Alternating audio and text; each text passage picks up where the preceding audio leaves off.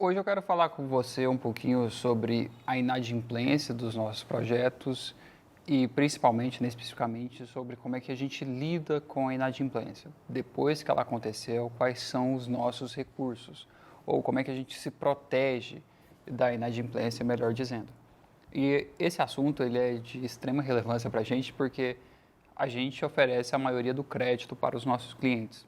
A maioria dos nossos clientes não tem o dinheiro para comprar um lote. Então, o que a gente faz? A gente empresta o dinheiro para esse cliente, ele com esse dinheiro emprestado compra o nosso lote e então nos reembolsa com parcelas mensais. É basicamente essa a estrutura de um financiamento imobiliário. E eu acho que você percebeu nessa minha explicação do que é um financiamento imobiliário, que eu alterei. Eu não estou vendendo um lote parcelado. Não é isso que está acontecendo quando a gente oferece um financiamento para o nosso cliente. É essa outra estrutura. Olha, esse lote custa 60 mil reais. O cliente não tem 60 mil reais para comprar esse lote. Então, eu pego os 60 mil reais do meu bolso, transfiro para esse cliente. Com esse dinheiro, ele compra o meu lote e então ele vai me reembolsar mensalmente. Isso aqui que é a estrutura de um financiamento. Eu gosto de olhar dessa maneira, de descrever dessa maneira, porque se assemelha mais ao que um banco comercial faz com a gente. Imagina que eu queira comprar um apartamento financiado lá pelo Banco Itaú. E aí eu não tenho dinheiro para comprar esse apartamento, então eu vou pegar o dinheiro emprestado com o banco. O banco me empresta esse dinheiro, com esse dinheiro eu compro um apartamento lá do incorporador, da pessoa que está vendendo, então eu vou fazer os meus pagamentos mensais, eu vou reembolsar o banco que me emprestou esse dinheiro. Essa que é a relação financeira. Não é a venda de um imóvel parcelado. Não é isso que está acontecendo. Você está vendendo um imóvel com um dinheiro que foi emprestado por uma pessoa. Acontece que a mesma pessoa que emprestou o dinheiro é a pessoa que está vendendo. Mas é importante que a gente não confunda as duas coisas, porque o contrato é diferente. A gente faz um contrato de financiamento. É isso que a gente está fazendo aqui. E eu sugiro que a gente olhe para o tipo de empresa que faz isso muito bem, para as empresas que ganham muito dinheiro oferecendo crédito, oferecendo financiamento. Olha o tipo de estrutura que eles usam, o tipo de contrato que eles usam e vamos tentar aproveitar essa estrutura aqui dentro dos nossos negócios. E quais são essas empresas? Obviamente, eu estou falando aqui dos bancos. Os bancos são muito bons em financiar imóveis. Eles são muito bons em emprestar dinheiro para as pessoas e dificilmente eles têm prejuízo nessa história. Eles conseguem fazer isso aqui muito bem feito, estão aí há muitos anos e sempre estão batendo recorde de faturamento e recorde de lucro. Qual é a estrutura principal que os bancos utilizam para emprestar um recurso para uma pessoa? Eles utilizam um sistema de garantias. Toda vez que você pega um dinheiro emprestado, eles pedem uma garantia em troca. Existem alguns tipos de crédito dentro do banco que não existe garantia, que é lá o seu cartão de crédito, você não teve que dar nada em garantia para ter o seu limite do cartão de crédito, e também o seu limite de cheque especial ou algum empréstimo pessoal, você não teve que dar nada em garantia. Mas quando a gente começa a tratar de valores um pouquinho mais altos, ou para comprar coisas mais específicas, o banco sempre pede uma garantia em troca. Então, se você quer comprar uma moto, o banco pede uma garantia para te oferecer o financiamento dessa moto. Qual que é a garantia? O próprio bem financiado, a própria moto. Se você quer comprar um apartamento financiado, por meio de um financiamento, o banco pede uma garantia para oferecer aquele crédito. Qual que é a garantia? O próprio bem financiado, que é o apartamento. Se você quer comprar uma casa financiada, se você quer comprar um carro financiado, a gente usa sempre essa mesma estrutura, em que o bem financiado é a garantia do próprio financiamento. Eu acho que você entendeu onde eu estou querendo chegar aqui, né? Que seria muito interessante se quando a gente financiasse a aquisição de um lote, a gente conseguisse utilizar esse lote como sendo a própria garantia deste financiamento. E essa estrutura existe, e o nome dessa estrutura, que é a mesma estrutura que os bancos utilizam, é a alienação fiduciária. Esse assunto, a alienação fiduciária, existe uma complexidade nele, mas é de extrema importância que a gente entenda essa complexidade. Aqui eu vou tentar explicar alguns pontos desse processo, mas se você quiser se tornar um especialista nisso, com certeza você vai ter que estudar mais do que esse vídeo aqui. A alienação fiduciária está explicada para a gente lá na Lei 9.514 de 1997. Existem alguns requisitos e eu vou passar com você aqui pelos passos da alienação fiduciária, vou simular com você aqui uma inadimplência e aí você vai entender o tanto que isso aqui é poderoso para os nossos projetos e para o jeito que a gente vende os nossos lotes.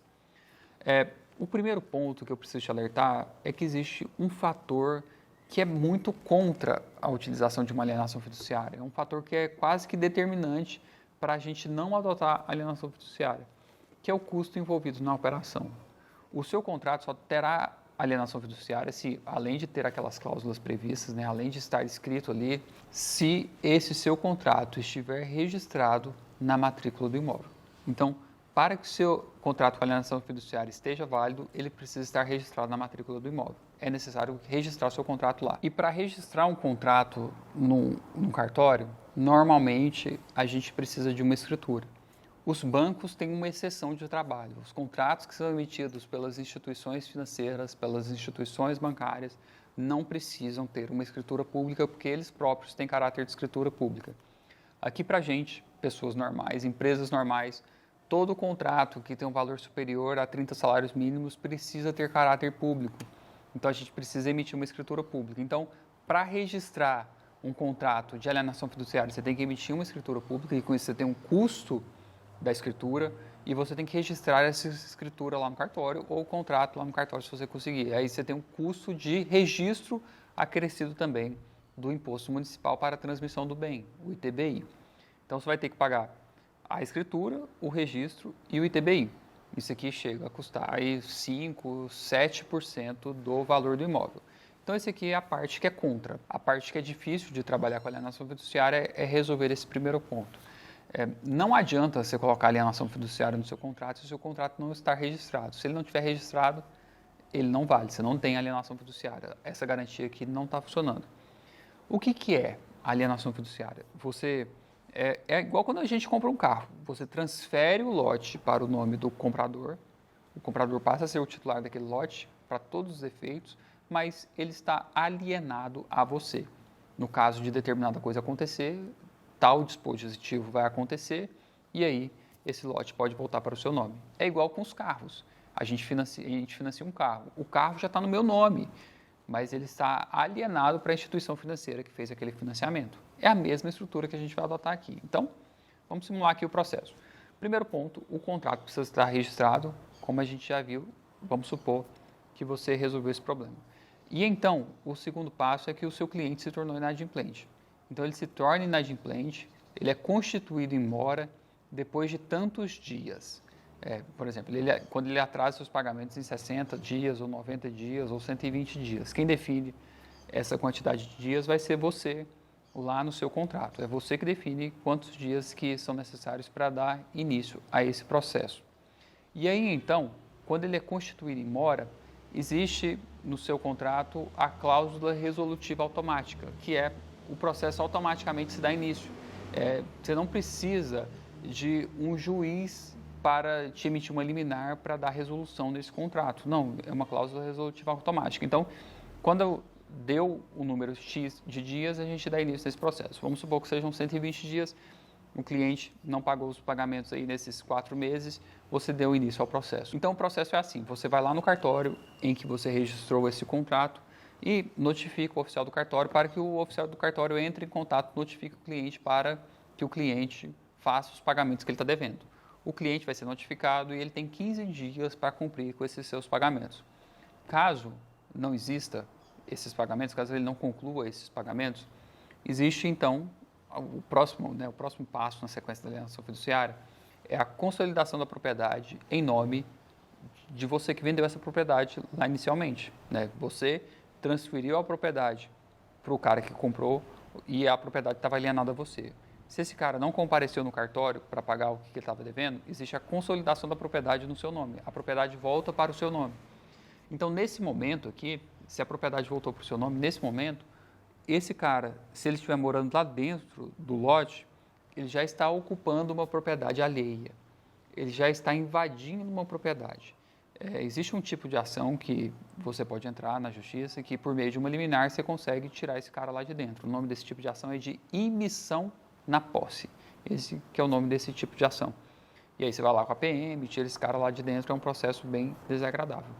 Mas, geralmente, os bancos, eles fazem a consolidação da propriedade e já vão com o imóvel para leilão. Eles não entram com esse tipo de ação de emissão na posse, eles jogam esse problema para frente para a pessoa que arrematar esse imóvel lá no leilão. Então, você vai ter que promover 2 leilões, né? Primeiro, o primeiro leilão, e se não houver interessados, se você não conseguir vender no primeiro leilão, você tem que chamar o segundo leilão. Normalmente as pessoas não se interessam muito no primeiro leilão, porque ele não é tão interessante assim. Qual que é o lance mínimo do primeiro leilão? É o valor total do imóvel. Então, você vendeu um lote por R$150 mil, no primeiro leilão você tem que arrecadar pelo menos R$150 mil, acrescidas as despesas do leilão, que é o leiloeiro, despesa de marketing, alguma coisa que seja tratada lá pelo cliente. E normalmente não é uma vantagem ou não é interessante você comprar um imóvel pelo preço que ele vale. Então, se não tiver interessados no primeiro leilão, você tem que chamar o segundo leilão. E no segundo leilão, o lance mínimo é o valor da dívida. Então, se o lote era R$150 mil, o cliente até se tornar inadimplente já tinha pagado R$50 mil, o valor da dívida é R$100 mil. Então, o lance mínimo do segundo leilão são esses R$100 mil. Vamos supor que você tem um lance superior ao mínimo, superior a esses R$100 mil.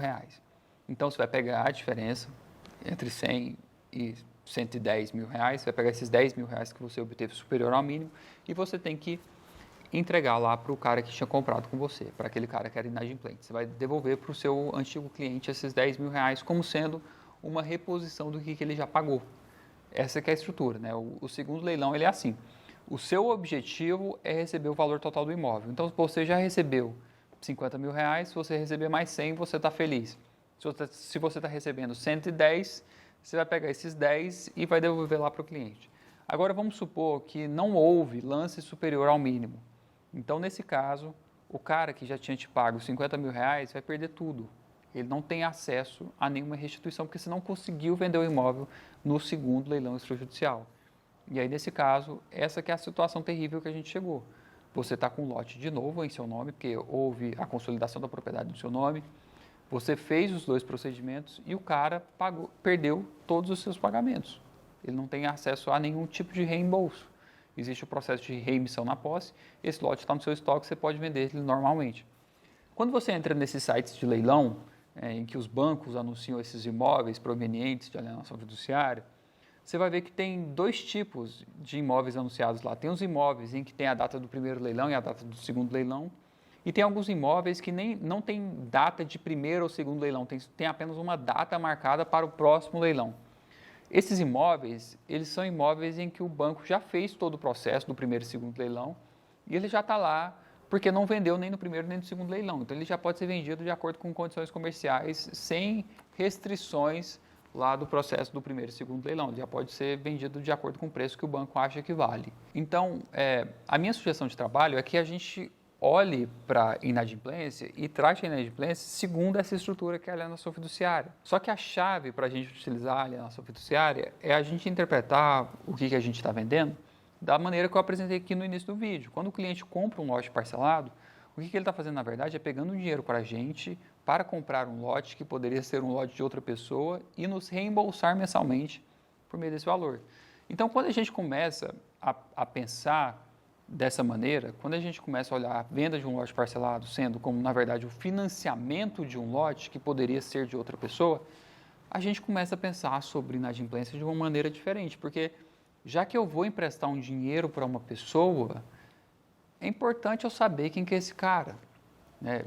É importante. Se você está emprestando 50 mil reais, 100 mil reais, 200, 300 mil reais para uma pessoa comprar alguma coisa, eu acho que você deveria, no mínimo, saber quanto que essa pessoa ganha. Quais são as suas fontes de renda?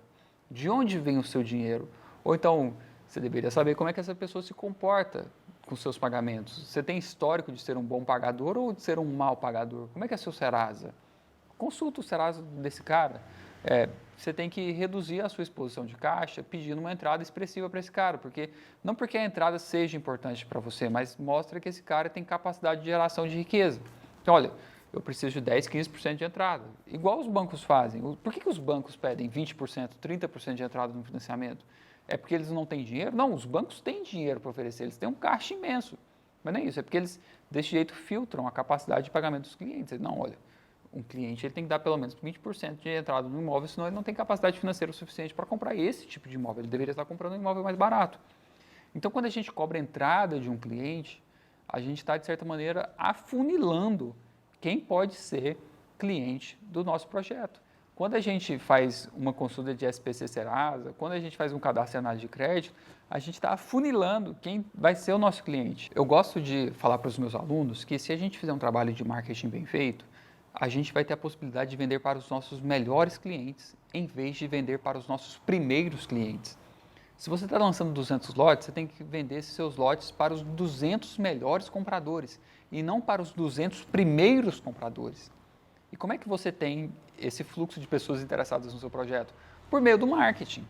E para ter marketing funcionando nesse volume, né, para você ter esse tanto de lead, para você ter esse tanto de interessados no seu produto, você precisa invariavelmente investir muito em marketing. Então é quase que, olha o tanto que isso é doido, é quase que esse seu investimento que você faz lá em marketing, o dinheiro que você destina para atrair pessoas para o seu projeto e também, né, como consequência, nas características do projeto, isso aqui é quase como um meio de evitar inadimplência. O marketing é um dos jeitos em que você vai ter inadimplência baixa, porque você vai atrair clientes para o seu projeto em volume e por meio desses clientes em volume você consegue filtrar, você consegue afunilar esses clientes e extrair dali os melhores clientes em vez dos primeiros clientes. Então, eu acredito que existem algumas estratégias para lidar com a inadimplência, né? Talvez a primeira estratégia, a pior delas, seja lidar lá por meio da alienação fiduciária. A alienação fiduciária, ela serve para a gente em último caso. Depois que tudo deu errado, você chegou na alienação fiduciária e, como a gente viu, é um procedimento que nos dá bastante segurança jurídica, desde que você arque com o custo inicial dela, que é fazer o registro lá no cartório. Então, a principal ferramenta para lidar com inadimplência é a nossa alienação fiduciária. Mas eu acredito que existem esses outros meios. E eles acontecem antes da inadimplência, que é, você vai ter que fazer um cadastro de análise de crédito. E assim, você já reparou o tanto que é difícil fazer um financiamento bancário? Tanto que é difícil ir lá no Banco Itaú e conseguir um crédito para financiar um apartamento? Porque eles são super burocráticos, eles pedem um monte de documentos, eles fazem um monte de análise. A gente, que é uma empresa pequena e que oferece um crédito, a gente não pode achar que nós temos uma vantagem sobre os bancos porque nós fazemos isso de maneira desburocrática. Nós somos bons nisso aqui porque nós fazemos isso aqui muito rápido. Isso aqui, definitivamente, não deveria ser um motivo de orgulho para a gente. O fato de a gente fazer as coisas diferente de um banco nesse negócio, que é emprestar dinheiro, não pode ser uma vantagem. A gente não pode estar se vangloriando disso, porque quem é bom em emprestar dinheiro são os bancos. Então, a gente tem que olhar para o que os bancos fazem e tentar copiar ou entender por que eles fazem daquela maneira. Beleza? Então, você precisa fazer uma análise de crédito. Agora, você não precisa fazer do jeito que os bancos fazem. O cliente pode, por exemplo, não ter um comprovante de renda formal. Ele pode não ter um contra-cheque. Ele pode não ter um imposto de renda. Mas ele tem que te contar uma história e ele tem que te convencer com essa história. Por exemplo, não, eu sou manicure e eu faço tantas unhas por semana. Ou não, eu sou manicure e trabalho em tal salão. Você investiga essas coisas. Não, eu tenho vários apartamentos para locação, eu tenho várias kitnets para locação. Então você investiga quais são, quantas são, onde que elas estão localizadas. Você pode fazer isso aqui de maneira inteligente. Ah, não, esse cliente tem uma restrição lá no Serasa. Mas qual que é essa restrição? De onde que veio essa restrição? Porque eu acredito que os dois limites, se é um valor muito baixo ou um valor muito alto, isso aqui acaba não atrapalhando a gente. Por exemplo, o cara deve lá uma conta de energia de R$30 de muitos anos atrás. Não tem problema. E eu também acho que assim, se o cara deve lá, tem um contrato lá vencido de 5 bilhões de reais, eu também acho que não é um problema para a gente, porque esse cara consegue gerar dívida de 5 milhões de reais. Então, ele também consegue ser produtivo nesse volume.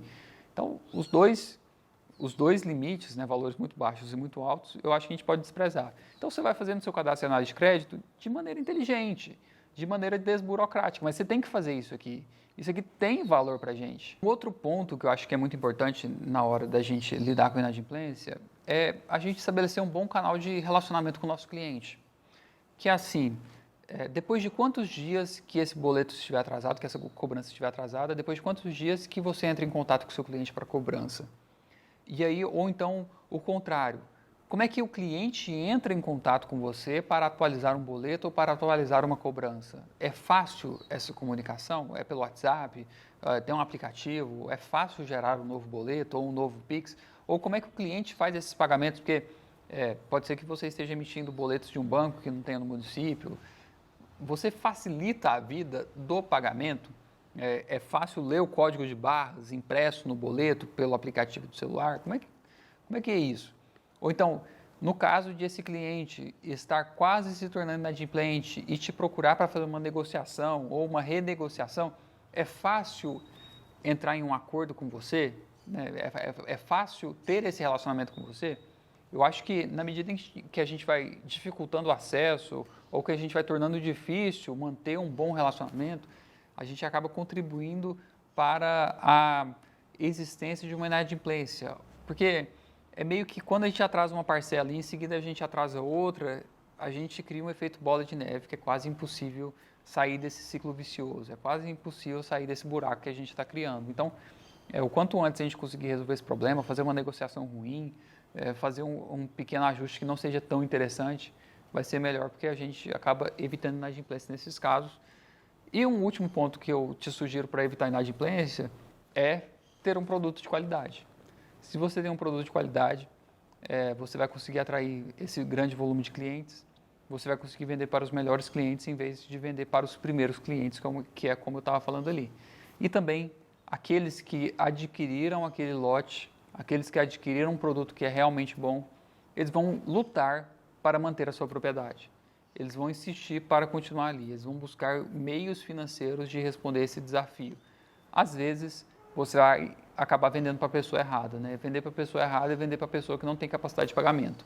Aí, se você errou, você vai ter que lidar com a inadimplência. Mas é sempre melhor errar pouco ou evitar errar, ou assim que errar, tentar corrigir o erro por meio dessas estratégias. Bem, eu espero que esse conhecimento aqui seja útil para você. Na verdade, eu espero que ele não seja útil para você, que você não tenha que lidar com a inadimplência, que você tenha aprendido tudo isso aqui somente como curiosidade. Mas, se você tiver que lidar com a inadimplência, eu espero que isso aqui seja útil. Se você vai trabalhar com alienação fiduciária, é muito importante que você se lembre que o contrato precisa estar registrado. Se o seu contrato de alienação fiduciária não está registrado, ele não vale. E se você gostou desse vídeo, se ele foi útil para você, ou se você tem alguma dúvida, deixa um comentário aqui. E te encontro numa próxima oportunidade ou amanhã, quando eu publicar um vídeo novo.